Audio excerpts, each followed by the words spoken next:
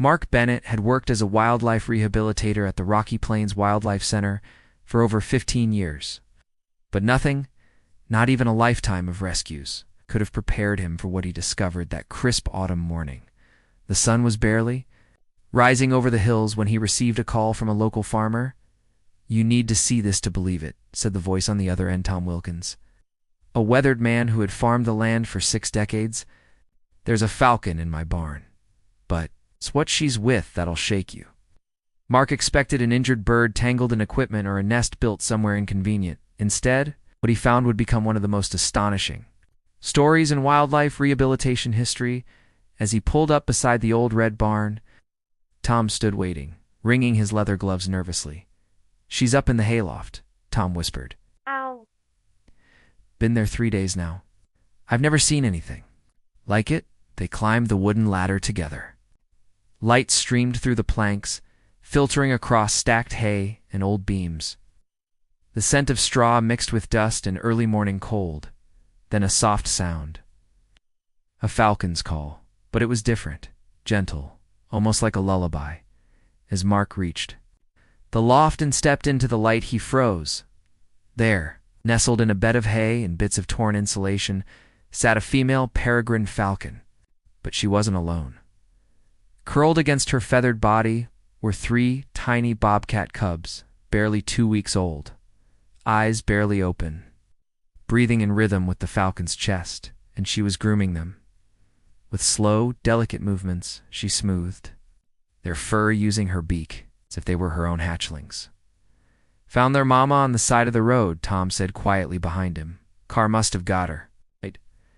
I searched the woods all morning, couldn't find the cubs. Then I saw the falcon flying in and out of the barn. Thought she was just nesting, until I looked up here." Mark approached slowly, stunned by what he was seeing.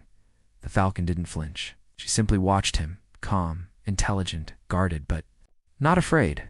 "This is unprecedented," Mark whispered, pulling out his phone to document the moment. "A falcon? Adopting mammals? What? It goes against everything we understand about predator behavior." The cubs, tiny, spotted, and impossibly fragile, were healthy.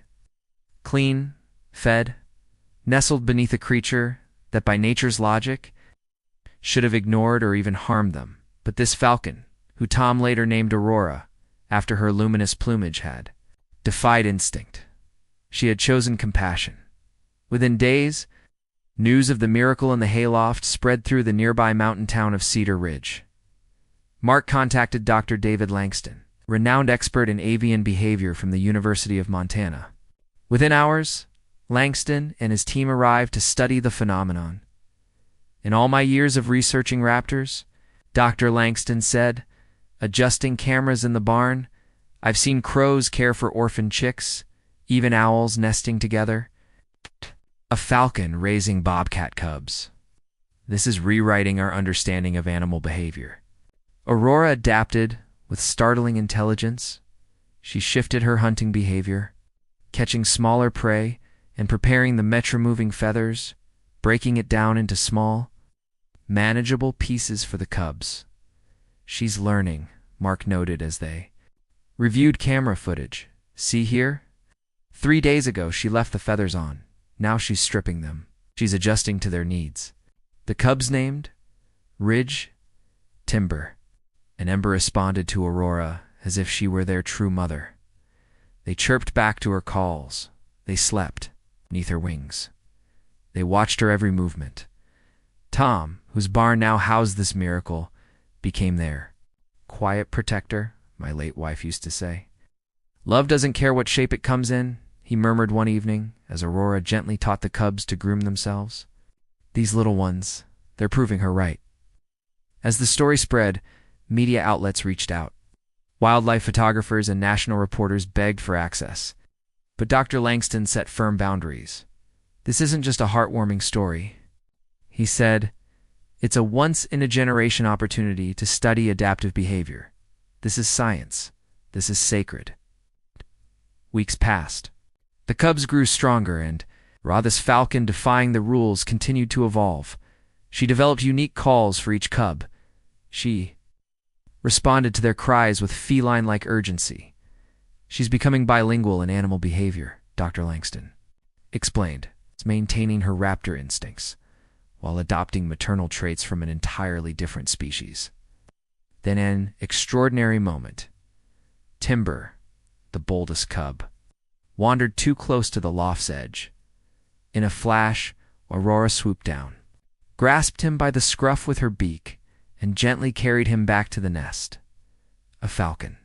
Mimicking the behavior of a mother bobcat, Mark captured it all on video. She's creating a hybrid parenting style, he whispered in awe. Falcon agility, feline tenderness. By winter, the family remained strong. Tom built a warm enclosure. Within the barn, Aurora adjusted her hunting patterns for the snow. She taught the cubs how to detect movement under ice and snowdrifts, combining raptor precision with feline alertness. Every moment was filmed, studied, cherished. Aurora had done more than defy instinct. She had reinvented it. By spring, the cubs were nearing independence.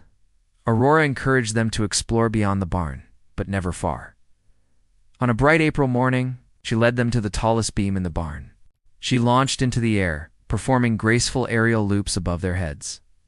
The cubs watched, then called back to her a haunting, beautiful blend of feline yowls and falcon cries. A graduation ceremony, Mark said quietly, voice thick with emotion. She's giving them everything she knows.